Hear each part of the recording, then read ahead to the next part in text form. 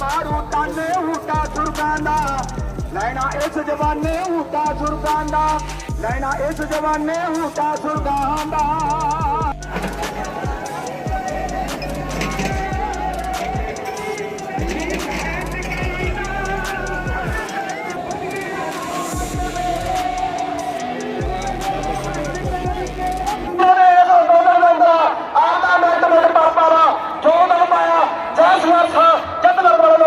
वाहिगुरू जी के फतेह।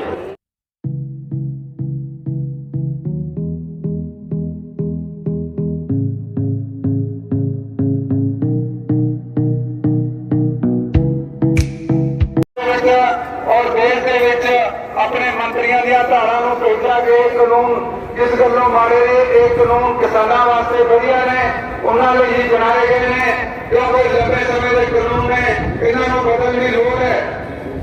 ਜਦੋਂ ਕਿ ਉਹਦਾ ਜਵਾਬ ਅਸੀਂ ਉਸੇ ਸਮੇਂ ਦਿੱਤਾ ਇਹ ਕਾਨੂੰਨ ਕਾਰਪੋਰੇਟ ਪੱਖੀ ਨੇ ਇਹ ਕਾਨੂੰਨ ਮੋਦੀ ਸ਼ਾਹ ਦੀ ਜਿਹੜੀ ਵਫਾਦਾਰੀ ਹੈ ਕਾਰਪੋਰੇਟ ਹਾਊਸ ਨਾਲ ਉਹਦੀ ਤਰਫਦਾਰੀ ਕਰਦੇ ਨੇ ਇਹ ਕਿਸਾਨੀ ਦਾ ਇਹਨਾਂ ਦੇ ਵਿੱਚ ਕੋਈ ਭਲਾ ਨਹੀਂ ਚਮਕਦਾ।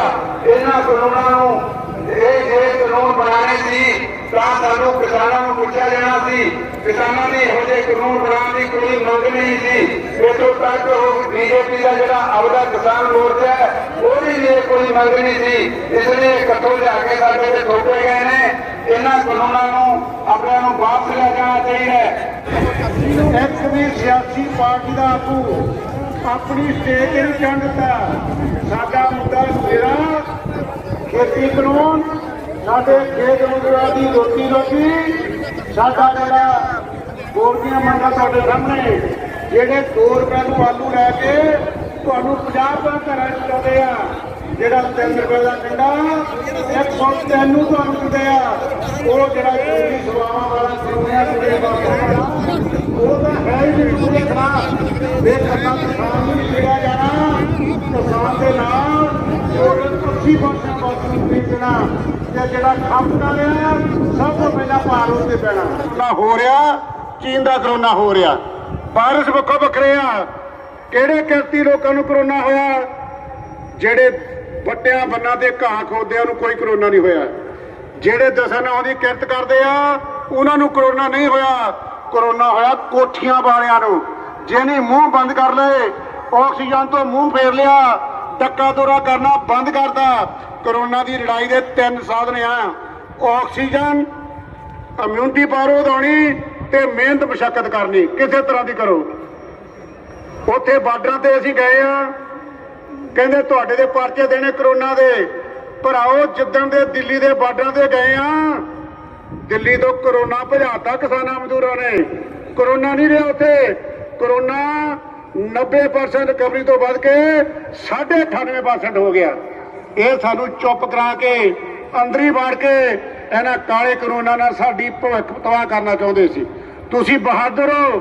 ਤੁਸੀਂ ਜ਼ਿੰਦਗੀ ਨੂੰ ਜਾਣਦੇ ਹੋ। ਮੈਂ ਜ਼ਿਆਦਾ ਨਾ ਕਹਿੰਦਾ ਹੋਇਆ ਤੁਹਾਨੂੰ ਵਧਾਈ ਦਿੰਦਾ ਔਰ ਆਪਣੀ ਜਥੇਬੰਦੀ ਜਮਹੂਰੀ ਕਿਸਾਨ ਸਭਾ ਵੱਲੋਂ ਵਿਸ਼ਵਾਸ ਦਿਵਾਉਣਾ ਕਿ ਜਿਵੇਂ ਅਸੀਂ ਮੋਢੇ ਨਾਲ ਮੋਢਾ ਜੋੜ ਕੇ 9 ਮਹੀਨਿਆਂ ਤੋਂ ਲੜ ਰਹੇ ਹਾਂ। ਆਜ਼ਾਦੀ ਦੀ ਲੜਾਈ 90 ਸਾਲ ਚੱਲੀ ਸੀ। ਹੁਣ ਆਪਾਂ ਲਗਾਤਾਰ ਲੜਨਾ ਪੈਣਾ। ਚਾਹੇ ਹੋਲਾ ਮਹੱਲਾ ਉੱਤੇ ਮੰਨੇ ਚਾਹੇ ਵਿਸਾਖੀ ਉੱਤੇ ਮਨਾਈਏ ਚਾਹੇ ਅਗਲੀ ਦੀਵਾਲੀ ਤੇ ਲੋਹੜੀ ਉੱਤੇ ਮੰਨੇ ਜਿੱਤ ਕੇ ਮੁੜਾਂਗੇ। ਇਹਨਾਂ ਨੂੰ ਝੁਕਾ ਕੇ ਮੁੜਾਂਗੇ। ਤੁਹਾਡੀ ਜਿੱਤ ਹੋਗੀ। ਜੈ ਜਨਤਾ ਜੈ ਸੰਘਰਸ਼। ਕਿਸਾਨ ਮਜ਼ਦੂਰ ਏਕਤਾ ਜਿੰਦਾਬਾਦ। ਕਿਸਾਨ ਮਜ਼ਦੂਰ ਏਕਤਾ ਜਿੰਦਾਬਾਦ। ਕਿਸਾਨ ਜਥੇਬੰਦੀਆਂ ਦਾ ਏਕਾ ਜਿੰਦਾਬਾਦ। ਸੰਘਰਸ਼ੀ ਲੋਕਾਂ ਦਾ ਏਕਾ ਜਿੰਦਾਬਾਦ। ਲੁਟੇਰਾ ਮੋਦੀ ਸਰਕਾਰ ਮੁਰਦਾਬਾਦ। ਸਾਮਰਾਜਿਆਂ ਦੀ ਰਖੇਲ ਮੋਦੀ ਭਾਜਪਾ ਹਕੂਮਤ ਮੁਰਦਾਬਾਦ। ਕਹਿ ਕੇ ਭੇਜਿਆ ਵੀ ਅੱਜ ਬੁਲਾਰੇ ਬੜੇ ਇੰਟੈਲੈਕਟ ਬੈਠੇ ਆ ਬੜੇ ਕਮਾਲ ਦੇ ਬੁਲਾਰੇ ਬੈਠੇ ਆ 50-50 ਸਾਲਾਂ ਦਾ ਤਜਰਬਾ ਲਈ ਬੈਠੇ ਆ ਉਹ ਤੁਹਾਡੇ ਨਾਲ ਗੱਲਾਂ ਕਰਨਗੇ ਤੇ ਮੈਨੂੰ ਗੀਤ ਗਾਉਣ ਵਾਸਤੇ ਆਖਿਆ ਤਾਂ ਇੱਕ ਦੋ ਗੀਤ ਕਹਿ ਕੇ ਜਾਊਂਗਾ ਤੁਹਾਡੇ ਨਾਲ। ਫਸਲਾਂ ਦੇ ਫੈਸਲੇ ਕਿਸਾਨ ਕਰੂਗਾ। ਉਸ ਗੀਤ ਦੇ ਬੋਲਾਂ ਦਾ ਮੈਂ ਚਾਹੁੰਦਾ ਤੁਸੀਂ ਸਾਰੇ ਮੇਰੇ ਨਾਲ ਗਾਇਓ। ਤੇ ਇੱਕ ਜ਼ਰੂਰ ਉਹ ਬਾਪੂ ਜੀ ਕਹਿ ਕੇ ਗਏ ਸੀ ਕਿ ਕੈਮਰੇ ਨਾ ਜਾਂ ਕੱਚ ਦਿਖਾ ਦਿਓ। ਮੈਂ ਜ਼ਿੰਦਗੀ 'ਚ 12-1250 ਖਾਣਾ ਬਣਾਇਆ ਆਲ ਓਵਰ ਦਾ ਵਰਲਡ, ਤੇ ਕਈ ਵਾਰੀ ਦਾਣਾ ਮੰਡੀਆਂ ਤੇ ਇੱਦਾਂ ਦੇ ਇਕੱਠ ਹੋਏ ਆ, ਪਰ ਦਾਣਾ ਮੰਡੀਆਂ ਉਹਨਾਂ ਖਾਣਾ 'ਚ ਵੀ ਭਰੀਆਂ, ਪਰ ਆਏ ਨਹੀਂ ਕਦੇ ਭਰੀਆਂ। ਆਏ ਪਹਿਲਾ ਐਕਸਪੀਰੀਅੰਸ ਹੈ ਕਿ ਦਾਣਾ ਮੰਡੀ ਇੱਦਾਂ ਵੀ ਭਰੀ ਜਾਂਦੀ ਹੈ। ਸੋ ਬੇਨਤੀ ਹੈ ਤੁਹਾਨੂੰ, ਤਾੜੀ ਮਾਰ ਸਕਦੇ ਯਾਰ, ਕੁਛ ਨਹੀਂ ਦਾ ਮਾਰ ਲਓ ਤਾੜੀ, ਇਹ ਆਵਾਜ਼ ਹੀ ਹੈ। ਸੋ ਇਹ ਚੜ੍ਹਦੀ ਕਲਾ ਦੇ ਪ੍ਰਤੀਕ ਆ ਬਾਬਿਓ। ਜਦੋਂ ਨੀਤਾਂ ਸਿੱਧੀਆਂ ਨਾ ਤੇ ਹੱਕ ਦੇਸੀ ਘਿਓ ਵਰਗੇ ਆ, ਤਾਂ ਫਿਰ ਇਹਨਾਂ ਇਕੱਠਾਂ ਤੋਂ 30,000 ਨੂੰ ਮਿਲਦੇ ਆ। ਬੇਸ਼ਰਤੇ ਕਿ ਕੁਝ ਗੱਲਾਂ ਹੁੰਦੀਆਂ ਜਿਹੜੀਆਂ ਨਾਲ ਨਾਲ ਸਾਨੂੰ ਵਰਤਮਾਨ ਦੇ ਨਾਲ ਨਾਲ ਆਪਦੇ ਮੈਨੂੰ ਸਾਡਾ ਆਪਣੇ ਨਾਲ ਡਿਸਕਸ ਕਰਨੀਆਂ ਪੈਂਦੀਆਂ, ਉਹ ਉਹਨਾਂ ਦੀ ਨੈਗੇਟਿਵਿਟੀ ਨਹੀਂ ਆਉਣੀ ਚਾਹੀਦੀ। ਸਵਾਲ ਇਹ ਕਰੀ ਫਸਲਾਂ ਦੇ ਫੈਸਲੇ ਕਿਸਾਨ ਕਰੂਗਾ ਤੇ 2 ਬੋਰ ਮਿਲਣਾ ਜ਼ਰੂਰ ਕਰ ਦਿਓ। ਕੱਲਾ ਕੱਲਾ ਪੁੱਤ ਖੇਤਾਂ ਦਾ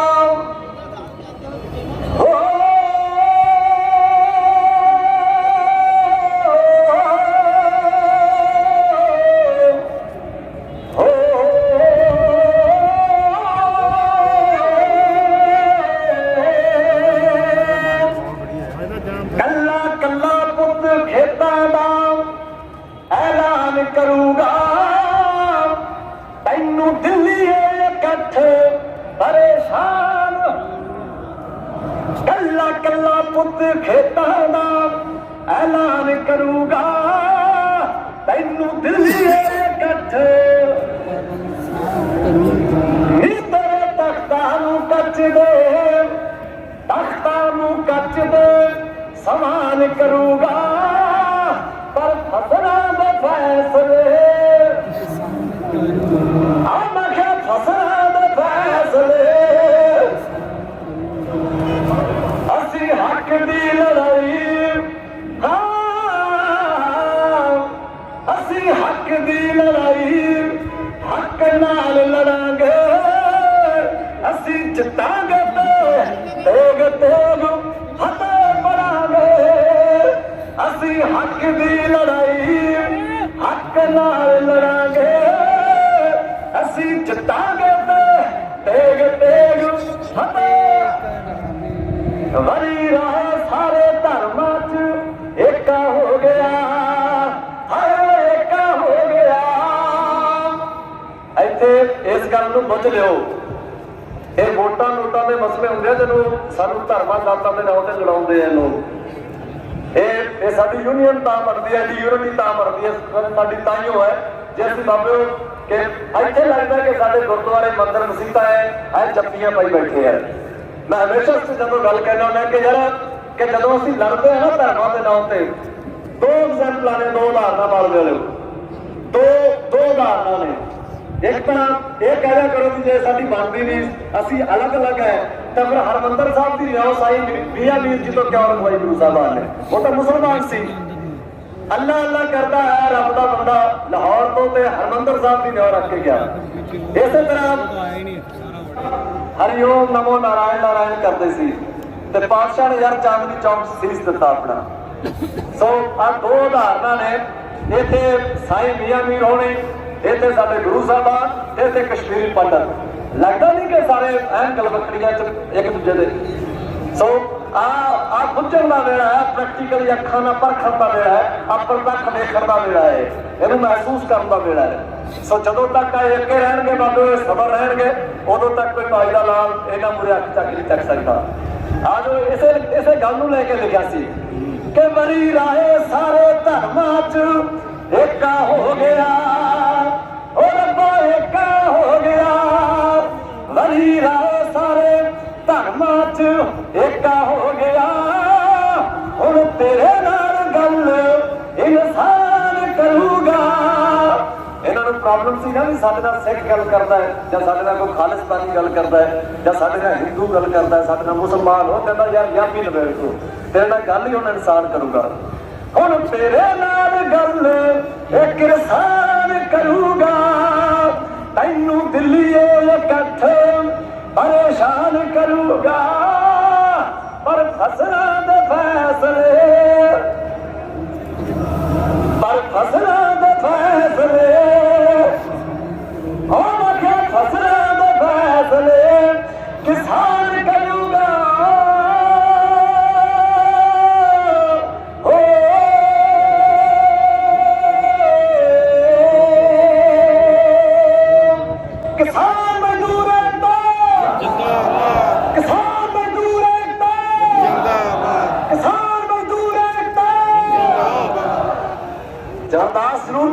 ਕਰਿਓ ਉਹਨਾਂ ਸਾਡੇ ਭਰਾਵਾਂ ਲਈ, ਉਹਨਾਂ ਯੋਧਿਆਂ ਲਈ ਜਿਹੜੇ ਜੇਲ੍ਹਾਂ 'ਚ ਬੈਠੇ ਆ, ਜਿਹੜੇ ਜੇਲ੍ਹਾਂ 'ਚ ਬੈਠੇ ਨੇ, ਜਿਹਨਾਂ ਦੇ ਪਰਚੇ ਹੋਏ ਨੇ। ਨੋ ਡਾਊਟ ਜਥੇਬੰਦੀਆਂ ਬਹੁਤ ਐਫਰਟ ਕਰ ਰਹੀਆਂ ਨੇ, ਬਹੁਤ ਸਾਰਿਆਂ ਦੀਆਂ ਜ਼ਮਾਨਤਾਂ ਹੋ ਗਈਆਂ, ਬਹੁਤ ਸਾਰੀਆਂ ਹੋ ਜਾਣਗੀਆਂ, ਪਰ ਅਰਦਾਸ ਜ਼ਰੂਰ ਕਰਿਓ ਉਹਨਾਂ ਵਾਸਤੇ ਕਿ ਜਿਹੜੇ ਇਸ ਮਿੱਟੀ ਦੇ ਪੁੱਤ ਬਣ ਕੇ ਮਿੱਟੀ ਦੀ ਖਾਤਰ ਲੜਦੇ ਹੁਣ ਜੇਲ੍ਹਾਂ 'ਚ ਬੈਠੇ ਆ, ਰੱਬ ਉਹਨਾਂ ਨੂੰ ਚੜ੍ਹਦੀਆਂ ਕਲਾ ਬਖਸ਼ੇ, ਜਲਦੀ ਉਹਨਾਂ ਦੀਆਂ ਰਿਹਾਈਆਂ ਹੋਣ। ਬਹੁਤ ਹੀ ਸਤਿਕਾਰਯੋਗ ਅੱਜ ਦੀ ਇਸ ਮਹਾਂ ਰੈਲੀ ਵਿੱਚ ਹਾਜ਼ਰ ਸਤਿਕਾਰਯੋਗ ਪਿੰਡਾਂ ਚੋਂ ਆਏ ਬਜ਼ੁਰਗੋ, ਨੌਜਵਾਨੋ, ਮਾਤਾਓ, ਭੈਣੋ ਅਤੇ ਸਟੇਜ ਤੇ ਬੈਠੇ ਆਗੂ ਸਾਹਿਬਾਨ, ਸਭ ਤੋਂ ਪਹਿਲਾਂ ਫਤਿਹ ਅਰਜ਼ ਕਰਦਾ ਵਾਹਿਗੁਰੂ ਜੀ ਕਾ ਖਾਲਸਾ, ਵਾਹਿਗੁਰੂ ਜੀ ਕੀ ਫਤਿਹ। ਮੈਂ ਤੁਹਾਡੇ ਨਾਲ ਕੁਝ ਗੱਲਾਂ ਇਹੋ ਜਿਹੀਆਂ ਕਰਨੀਆਂ ਚਾਹੁੰਦਾ ਜਿਹੜਾ ਕੂੜ ਪ੍ਰਚਾਰ ਮੋਦੀ ਸਰਕਾਰ ਕਰ ਰਹੀ ਹੈ, ਤੁਹਾਨੂੰ ਉਹਨਾਂ ਦਾ ਜਵਾਬ ਮਿਲ ਸਕੇ। ਪੰਜਾਬ ਇਸ ਅੰਦੋਲਨ ਦਾ ਆਧਾਰ ਹੈ, ਉਹਦੇ ਨਾਲ ਹਰਿਆਣਾ ਜੁੜਿਆ, ਯੂਪੀ ਜੁੜਿਆ, ਰਾਜਸਥਾਨ ਜੁੜਿਆ, ਇਹ ਅੱਜ ਸਾਰੇ ਦੇਸ਼ ਦਾ ਜਨ ਅੰਦੋਲਨ ਬਣ ਚੁੱਕਾ ਹੈ। ਇਸ ਅੰਦੋਲਨ ਨੂੰ ਸਾਰੀ ਦੁਨੀਆ ਕੋਖਵੀ ਨਿਗਾਹ ਨਾਲ ਦੇਖ ਰਹੀ ਹੈ। ਇਹ ਇਤਿਹਾਸ ਵਿੱਚ ਸਭ ਤੋਂ ਲੰਬਾ ਸਮਾਂ ਚੱਲਣ ਵਾਲਾ ਅੰਦੋਲਨ ਹੋ ਨਿਬੜਿਆ।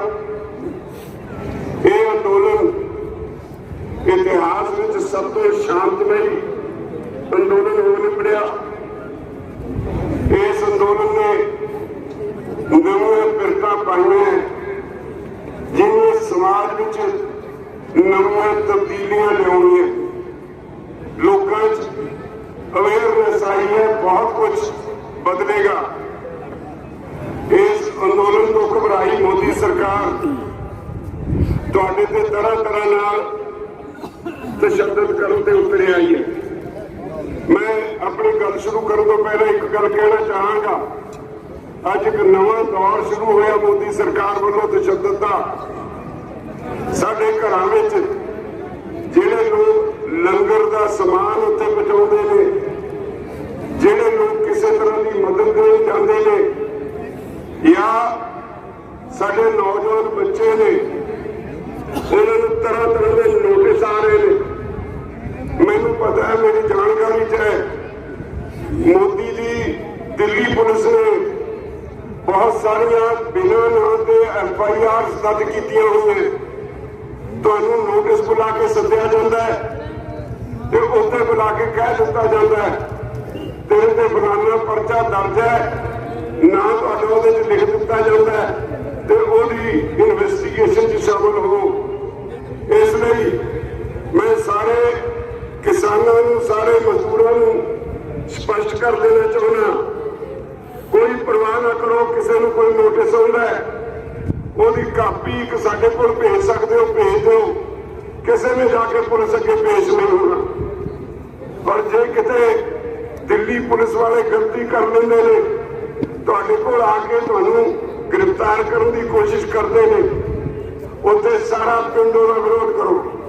ਇੱਕ ਗੱਲ ਤੁਹਾਨੂੰ ਮੈਂ ਹੋਰ ਕਹਿਣੀ, ਸਾਰੀ ਦੁਨੀਆ ਜਦੋਂ ਸਾਡਾ ਪ੍ਰਧਾਨ ਮੰਤਰੀ ਬੋਲਦਾ ਹੈ ਜਾਂ ਕਿਸੇ ਦੇਸ਼ ਦਾ ਪ੍ਰਧਾਨ ਮੰਤਰੀ ਬੋਲਦਾ ਹੈ, ਉਹਦੇ ਇੱਕ ਇੱਕ ਸ਼ਬਦ ਦਾ ਉਹਨੂੰ ਭੋਗਦੀ ਹੈ। ਉਹਨੇ ਕੀ ਕਿਹਾ? ਪਿਛਲੇ ਦਿਨੀ ਬਹੁਤ ਦੁੱਖ ਹੋਇਆ ਪਾਰਲੀਮੈਂਟ ਵਿੱਚ ਮੋਦੀ ਨੇ ਜੋ ਕੁਝ ਕਿਸਾਨਾਂ ਨੇ ਕਿਹਾ ਸਾਡੇ ਲਈ ਬੜਾ ਹੀ ਚੈਲੰਜਿੰਗ ਹੈ। ਸਾਡੇ ਲਈ ਨਮੋਸ਼ੀ ਭਰੇ ਸ਼ਬਦ ਵਰਤੇ ਨੇ। ਉਹਨੇ ਅੰਦੋਲਨ ਜੀ ਵੀ ਕਿਹਾ, ਉਹਦੀ ਸਾਨੂੰ ਪਰਵਾਹ ਨਹੀਂ, ਕਿਉਂਕਿ ਇਹ ਦੇਸ਼ ਆਜ਼ਾਦੀ ਅੰਦੋਲਨ ਨਾਲ ਹੋਇਆ ਸੀ। ਪਰ ਕਿਉਂਕਿ ਮੋਦੀ ਦੀ ਪਾਰਟੀ ਜਿਹੜੀ ਕਿਸੇ ਵੇਲੇ ਜਨਸੰਘ ਸੀ, ਜਿਹੜੀ RSS ਦੀ ਪਦਾਇਸ਼ ਸੀ, RSS ਵਾਲੇ ਅੰਗਰੇਜ਼ ਦੇ ਪਿੱਠੂ ਸਨ, ਇਸ ਕਰਕੇ ਉਹਨਾਂ ਨੇ ਅੰਦੋਲਨ ਵਿੱਚ, ਦੇਸ਼ ਦੀ ਆਜ਼ਾਦੀ ਦੇ ਅੰਦੋਲਨ ਵਿੱਚ ਕੋਈ ਰੋਲ ਅਦਾ ਨਹੀਂ ਕੀਤਾ। ਅੱਜ ਉਹਨਾਂ ਨੂੰ ਇਹ ਸ਼ਬਦ ਅੰਦੋਲਨ ਜੀ ਵੀ ਸ਼ਾਇਦ ਇਸ ਕਰਕੇ ਯਾਦ ਆਇਆ ਵੀ ਅੰਦੋਲਨ ਕਰਨ ਵਾਲਿਆਂ ਨੂੰ ਮੈਂ ਸ਼ਾਇਦ ਇਹਦੇ ਨਾਲ ਦਬਾ ਸਕਾਂ। ਦੂਜਾ ਸ਼ਬਦ ਬਹੁਤ ਘਿਨੌਣਾ, ਇੱਕ ਪਾਸੇ ਤੁਹਾਨੂੰ ਅੰਨਦਾਤਾ ਕਹਿੰਦਾ ਹੈ, ਦੂਜੇ ਪਾਸੇ ਪਾਰਲੀਮੈਂਟ ਵਿੱਚ ਤੁਹਾਨੂੰ ਪਰਾਜੀਵੀ ਕਿਹਾ। ਪਰਾਜੀਵੀ ਦਾ ਮਤਲਬ ਤੁਸੀਂ ਗੰਦੇ ਕੀੜੇ ਹੋ, ਦਾ ਢਿੱਡ ਭਰਨ ਵਾਲੇ ਲੋਕ ਮੋਦੀ ਲਈ ਗੰਦੇ ਕੀੜੇ ਬਣ ਗਏ। ਆਪਣੇ ਦਿਲ ਤੇ ਲਿਖ ਲਓ ਇਹ ਗੱਲ। ਜਦੋਂ ਕੋਈ ਭਾਜਪਾ ਵਾਲਾ ਤੁਹਾਡੇ ਕੋਲ ਆਵੇ, ਉਹਦੇ ਕੋਲ ਪੁੱਛਣਾ ਵੀ ਸਾਡਾ ਵੀ ਪੈਦਾ ਕੀਤਾ ਅੰਨ ਖਾਣਾ ਇਹ ਬੰਦ ਕਰ। ਅਸੀਂ ਗੰਦੇ ਕੀੜਿਆਂ ਦਾ ਜਿਹੜਾ ਪੈਦਾ ਕੀਤਾ ਅੰਨ ਇਹ ਤੁਹਾਨੂੰ ਖਾਣ ਦਾ ਕੋਈ ਅਧਿਕਾਰ ਨਹੀਂ। ਤੁਸੀਂ ਮੋਦੀ ਦਾ ਬਣਾਇਆ ਹੋਇਆ ਅਨਾਜ ਜਿਹੜਾ ਉਹ ਖਾ ਲਓ। ਮੋਦੀ ਸਰਕਾਰ, ਮੈਂ ਇਹ ਵੀ ਦੇਖਿਆ, ਬੜੀਆਂ ਸਰਕਾਰਾਂ ਦੇਖੀਆਂ ਭਰਾਵੋ, ਪਰ ਮੈਂ ਇੰਨੀ ਝੂਠੀ ਸਰਕਾਰ ਕਦੇ ਨਹੀਂ ਦੇਖੀ। ਮੈਨੂੰ ਥੋੜੀ ਜਿਹੀ ਗੱਲ ਯਾਦ ਆਈ। 2 ਮਹੀਨੇ ਪਹਿਲਾਂ 3 ਮਹੀਨੇ ਪਹਿਲਾਂ ਇੱਕ ਅਖਬਾਰਾਂ 'ਚ ਖਬਰ ਛਪੀ ਸੀ, ਕਹਿੰਦੇ ਕੋਈ ਸਰਵੇ ਹੋਇਆ, ਉਹ ਸਰਵੇ 'ਚ ਕਿਹਾ ਗਿਆ ਵੀ ਸਾਡਾ ਪ੍ਰਧਾਨ ਮੰਤਰੀ ਇੱਕ ਦਿਨ ਵਿੱਚ 58 ਵਾਰ ਝੂਠ ਬੋਲਦਾ। ਤੋਂ ਅੱਜ ਆਦਤ ਬਣ ਗਈ ਝੂਠ ਬੋਲਣ ਦੀ। ਸ਼ਾਇਦ ਫਾਰਮੂਲਾ ਹੀ ਬਣ ਗਿਆ ਭਾਜਪਾ ਦਾ, ਝੂਠ ਬੋਲੋ ਝੂਠ ਬੋਲੋ ਝੂਠ ਬੋਲੋ। ਤੋਂ ਸ਼ੁਰੂ ਹੋਈ ਜਿਹਨਾਂ ਨੂੰ ਕਾਲੇ ਕਾਨੂੰਨ ਅਸੀਂ ਕਹਿੰਦੇ ਹਾਂ। 11 ਮੀਟਿੰਗਾਂ ਸਾਡੀਆਂ ਸਰਕਾਰ ਨਾਲ ਹੋਈਆਂ। ਪਹਿਲੀਆਂ 4 ਮੀਟਿੰਗਾਂ ਵਿੱਚ ਅਸੀਂ ਵਿਸਥਾਰ ਵਿੱਚ ਕਲੌਜ਼ ਬਾਈ ਕਲੌਜ਼ ਸਾਰੇ ਕਾਨੂੰਨਾਂ ਤੇ ਬਹਿਸ ਕੀਤੀ। ਜਦੋਂ ਕਿਸੇ ਕਲੌਜ਼ ਤੇ ਬਹਿਸ ਹੁੰਦੀ ਸੀ, ਉਹਨਾਂ ਦੇ ਮੰਤਰੀ ਲਿਖ ਲੈਂਦੇ ਸੀ ਕਿ ਇਹਦੇ 'ਚ ਆਹ ਸੋਧ ਕਰ ਦਿੰਦੇ ਆ। ਦੂਜੀ ਕਲੌਜ਼ ਤੇ ਹੋਈ, ਇਹਦੇ 'ਚ ਆਹ ਸੋਧ ਕਰ ਦਿੰਦੇ ਆ। ਤੀਜੀ ਕਲੌਜ਼ ਤੇ ਹੋਈ, ਇਹਦੇ 'ਚ ਆਹ ਸੋਧ ਕਰ ਦਿੰਦੇ ਆ। ਇੱਕ ਲੰਬੀ ਲਿਸਟ ਸੋਧਾਂ ਦੀ ਤਿਆਰ ਹੋ ਗਈ। ਤੇ ਅਸੀਂ ਕਿਹਾ ਵੀ ਜੇ ਇੰਨੀਆਂ ਸੋਧਾਂ ਕਰਨੀਆਂ ਇਹਨੂੰ ਵਾਪਸ ਲੈ ਲਓ। ਇੱਕ ਮੀਟਿੰਗ ਹੋਈ, ਮੀਟਿੰਗ ਵਿੱਚ ਹੋਮ ਮਿਨਿਸਟਰ ਸੀ, ਅਸੀਂ ਵੀ ਸੀ। ਹੋਮ ਮਿਨਿਸਟਰ ਅਖੀਰ 'ਚ ਕਹਿੰਦਾ ਅਮਿਤ ਸ਼ਾਹ ਰਾਜੇਵਾਲ ਜੀ ਇਹਨਾਂ ਕਾਨੂੰਨਾਂ 'ਚ ਇੰਨੀ ਸੋਧ ਕਰਾ ਦਿਓ, ਇੰਨੀਆਂ ਸੋਧਾਂ ਕਰਾ ਦਿਓ, ਇਹਦੇ ਵਿੱਚ ਕੁਛ ਨਾ ਬਚੇ, ਇੱਕ ਪਾਸੇ ਪਿਆਰ ਨੂੰ। ਮੈਂ ਕਿਹਾ ਕਿਉਂ? ਕਹਿੰਦਾ ਅਸੀਂ ਇੰਨੇ ਕਾਨੂੰਨ ਇੰਨੇ ਸੁਧਾਰ ਕੀਤੇ ਆ, ਲੇਬਰ ਲਾਅ 'ਚ ਵੀ ਅਮੈਂਡਮੈਂਟ ਕੀਤੀਆਂ ਨੇ, ਉਹ ਵੀ ਨਵੇਂ ਕਾਨੂੰਨ ਲਿਆਏ ਆ। ਫਿਰ ਕੱਲ ਨੂੰ ਲੇਬਰ ਵਾਲੇ ਆ ਕੇ ਬਹਿ ਜਾਣਗੇ। ਸਾਡਾ ਜਵਾਬ ਸੀ ਵੀ ਜੇ ਇੰਨੇ ਪਾਪ ਕੀਤੇ ਹੈ ਤਾਂ ਇੱਕੋ ਵਾਰੀ ਗੰਗਾ ਨਹਾ ਲਓ, ਸਾਰੇ ਵਾਪਸ ਲੈ ਲਓ, ਕਿਉਂ ਕਾਡੋ ਕਲੇਸ਼ ਰੱਖਿਆ। ਅਸੀਂ ਉਦੋਂ ਇੱਕ ਜੋੜ ਤੋੜ ਮੋਰਚਾ ਲਾਇਆ ਸੀ, 1974 ਦੀ ਗੱਲ ਹੈ। 1450 ਕਿਸਾਨਾਂ ਨੇ 40 ਦਿਨ ਜੇਲ੍ਹ ਕੱਟੀ। 2 ਕਿਸਾਨ ਸ਼ਹੀਦ ਵੀ ਹੋਏ। ਅਸੀਂ ਉਹਨਾਂ ਦਿਨਾਂ ਵਿੱਚ ਇੱਕ ਹਾਈ ਕੋਰਟ ਵਿੱਚ ਰਿਟ ਪਾਤੀ, ਜਸਟਿਸ ਕੁਲਦੀਪ ਸਿੰਘ ਉਦੋਂ ਵਕਾਲਤ ਕਰਕੇ ਆਏ ਸੀ। ਉਹ ਹਾਈ ਕੋਰਟ ਦਾ ਫੈਸਲਾ ਅਕਤੂਬਰ 1976 ਸਾਡੇ ਹੱਕ 'ਚ ਆ ਗਿਆ। ਹਾਈ ਕੋਰਟ ਨੇ ਕਿਹਾ ਕਿਸਾਨ ਜਿਹੜਾ ਮਿੱਟੀ 'ਚ ਮਿੱਟੀ ਹੋ ਕੇ ਪੈਦਾ ਕਰਦਾ ਹੈ, ਸਰਕਾਰ ਨੂੰ ਕੋਈ ਅਧਿਕਾਰ ਨਹੀਂ ਉਹਦੀ ਪੈਦਾਵਾਰ ਤੇ ਕਿਸੇ ਤਰ੍ਹਾਂ ਦੀ ਪਾਬੰਦੀ ਲਾਉਣ ਦਾ। ਉਹ ਜਦੋਂ ਜੀ ਚਾਹੇ, ਜਿੱਥੇ ਚਾਹੇ, ਜਿੰਨੀ ਚਾਹੇ ਸਾਰੇ ਦੇਸ਼ ਵਿੱਚ ਆਪਣੀ ਜਿੰਸ ਬਚਾ ਕੇ ਵੇਚ ਸਕਦਾ ਹੈ। ਸਰਕਾਰ ਨੂੰ ਸਟਾਕਿਸਟ ਵੀ ਨਹੀਂ ਕਹਿ ਸਕਦੀ। ਉਸ ਫੈਸਲੇ ਤੋਂ ਬਾਅਦ ਅੱਜ ਤੱਕ ਕੋਈ ਪਾਬੰਦੀ ਨਹੀਂ। ਅਸੀਂ ਪੁੱਛਿਆ ਮੰਤਰੀਆਂ ਨੂੰ ਵੀ ਪੰਜਾਬ ਦਾ ਕਿੰਨੋਂ ਸਾਰੇ ਦੇਸ਼ 'ਚ ਵਿਕਦਾ ਹੈ, ਕੋਈ ਪਾਬੰਦੀ ਨਹੀਂ। ਜੰਮੂ ਕਸ਼ਮੀਰ ਦਾ ਸੇਬ ਸਾਰੇ ਦੇਸ਼ 'ਚ ਵਿਕਦਾ ਹੈ, ਕੋਈ ਪਾਬੰਦੀ ਨਹੀਂ। ਮਹਾਰਾਸ਼ਟਰ ਤੋਂ ਕੇਲਾ, ਸੰਤਰਾ ਤੇ ਉੱਥੇ ਦਾ ਪਿਆਜ਼ ਸਾਰੇ ਦੇਸ਼ 'ਚ ਵਿਕਦਾ ਹੈ, ਕੋਈ ਪਾਬੰਦੀ ਨਹੀਂ।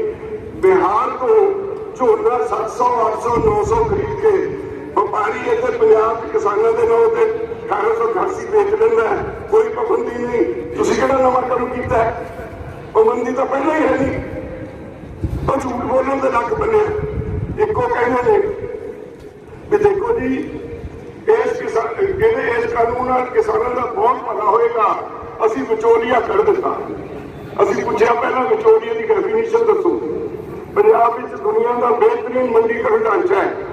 ਅਸੀਂ ਟਰਾਲੀ ਲੈ ਕੇ ਆਉਂਦੇ ਹਾਂ, ਆੜ੍ਹਤੀ ਸਾਡੀ ਟਰਾਲੀ ਖਾਲੀ ਕਰਾਉਂਦਾ ਹੈ, ਉਹਦੀ ਸਫਾਈ ਕਰਾਉਂਦਾ ਹੈ, ਉਹਦਾ ਭਾਅ ਲਵਾਉਂਦਾ ਹੈ, ਬੋਰੀਆਂ 'ਚ ਪਾ ਕੇ ਏਜੰਸੀ ਨੂੰ ਡਿਲੀਵਰ ਕਰਦਾ ਹੈ ਤੇ ਉਹਦੇ ਬਾਅਦ ਬਿੱਲ ਬਣਾ ਕੇ ਸਰਕਾਰ ਨੂੰ ਦਿੰਦਾ ਹੈ, ਪੈਸੇ ਲੈ ਕੇ ਸਾਨੂੰ ਦਿੰਦਾ ਹੈ। ਜੇ ਤਾਂ ਕਣਕ ਦਾ ਭਾਅ 1925 ਹੈ, 1925 ਦਾ ਹੀ ਉਹ ਬਿੱਲ ਬਣਾ ਕੇ ਦਿੰਦਾ ਹੈ। ਜੇ ਤਾਂ ਸਾਨੂੰ 1500 ਦੇਵੇ ਫਿਰ ਤਾਂ ਵਿਚੋਲੀਆ ਬਣ ਗਿਆ। ਜੇ 1925 ਦਾ ਬਿੱਲ ਬਣਾਇਆ, 1925 ਮੈਨੂੰ ਦੇ ਦਿੱਤੇ, ਫਿਰ ਉਹ ਵਿਚੋਲੀਆ ਕਹਿੰਦਾ ਹੋਇਆ।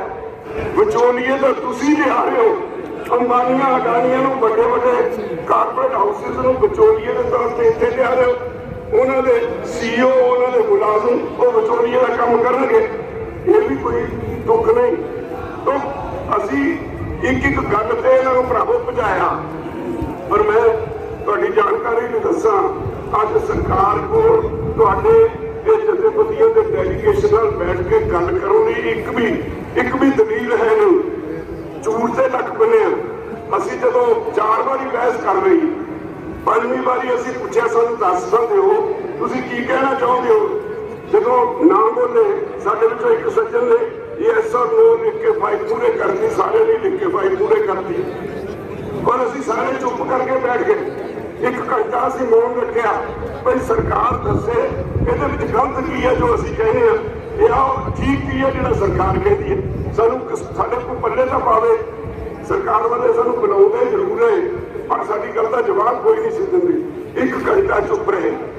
ਇੱਕ ਵਾਰੀ ਇਹਦੇ ਵਿੱਚ ਹੋਰ ਵੀ ਬੜਾ ਇੰਟਰਸਟਿੰਗ ਮੁੱਦਾ ਹੈ। ਅਸੀਂ ਸਰਕਾਰ ਨੂੰ ਕਿਹਾ ਵੀ ਇਹ ਕਾਨੂੰਨ ਬਣਾਉਣ ਦਾ ਤੁਹਾਨੂੰ ਅਧਿਕਾਰ ਹੀ ਨਹੀਂ ਸੀ। ਸੰਵਿਧਾਨ ਦੇ ਵਿੱਚ ਸਾਡੀ ਜਿਹੜੀ 7th ਸ਼ਡਿਊਲ 'ਚ ਇੱਕ ਸਟੇਟ ਲਿਸਟ ਹੈ, ਇੱਕ ਯੂਨੀਅਨ ਲਿਸਟ ਹੈ, ਇੱਕ ਕੰਕਰੈਂਟ ਲਿਸਟ ਹੈ। 3 ਲਿਸਟਾਂ ਨੇ ਜਿਹਦੇ ਵਿੱਚ ਲਿਖਿਆ ਕਿ ਕਿੱਥੇ ਕਿੱਥੇ ਕਿਹੜੀ ਸਰਕਾਰ ਕਾਨੂੰਨ ਬਣਾ ਸਕਦੀ ਹੈ। ਖੇਤੀ ਸਟੇਟ ਲਿਸਟ ਵਿੱਚ 12 ਨੰਬਰ ਤੇ ਦਰਜ ਹੈ। ਇਹਦਾ ਮਤਲਬ ਰਾਜਾਂ ਦਾ ਵਿਸ਼ਾ ਹੈ। 18 ਨੰਬਰ ਤੇ ਖੇਤੀ ਮਾਰਕੀਟਿੰਗ ਦਰਜ ਹੈ।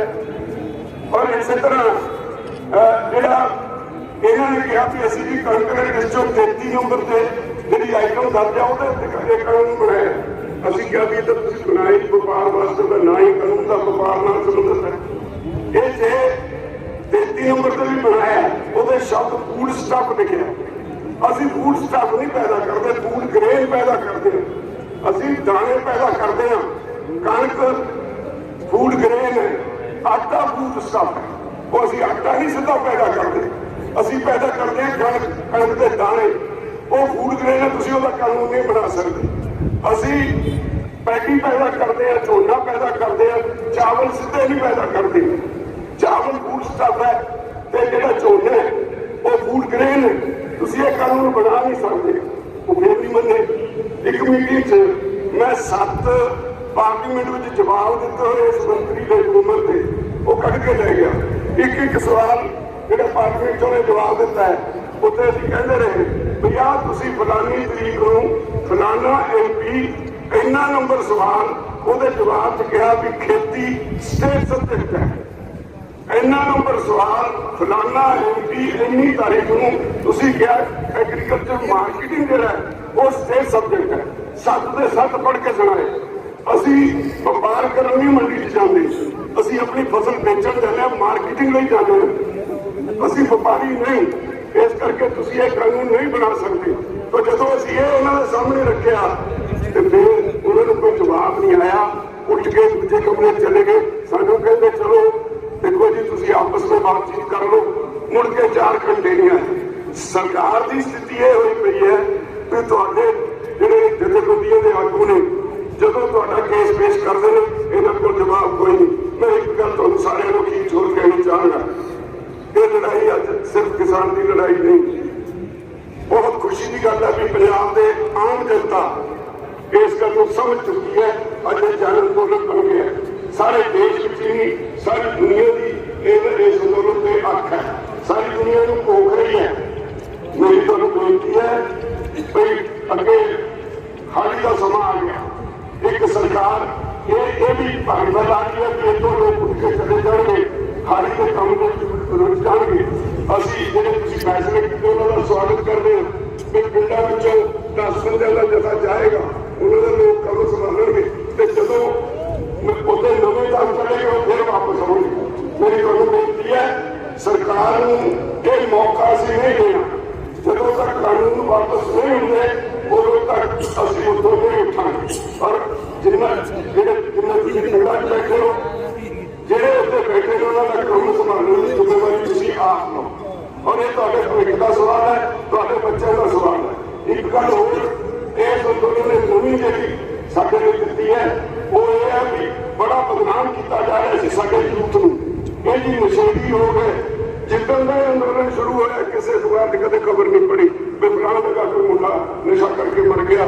ਇਹਦਾ ਮਤਲਬ ਇਹ ਕਲੰਕ ਵੀ ਸਾਡੇ ਬੱਚੇ ਨੇ ਲਾਤਾ। ਬਹੁਤ ਸਾਰੇ ਸਾਡੇ ਬੱਚੇ ਜੇਲ੍ਹਾਂ 'ਚ ਬੈਠੇ ਨੇ। ਸਰਕਾਰ ਨੇ ਉਹਨਾਂ ਦੇ ਤਰ੍ਹਾਂ ਤਰ੍ਹਾਂ ਦੇ ਕੇਸ ਪਾਏ ਨੇ। ਅਸੀਂ ਸਾਰੇ ਬੈਠੇ, ਸਾਡੇ ਉਹਨਾਂ ਤੋਂ ਵੀ ਸੁਣੀ, ਇਹ ਸਾਡੇ ਉੱਤੇ ਵੀ ਪਏ ਹੋਏ ਨੇ।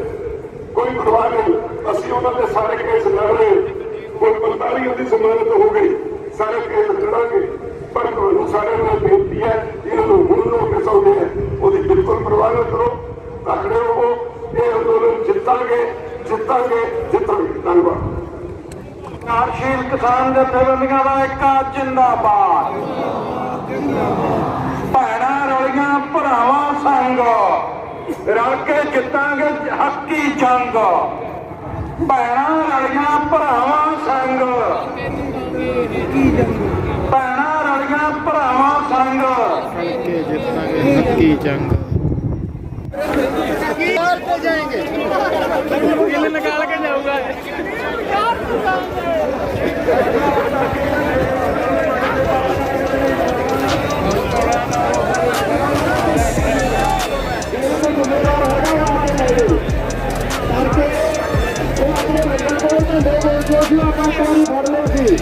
क्योंकि झंडे अपने झंडिया नाल दे लिखा कुछ हो रहा है, इस करके अपनी जथेबंदी वालों फैसला हो गया, जो सुनते हैं कितने भी आपका समान स्टेज तो आके ले जाए।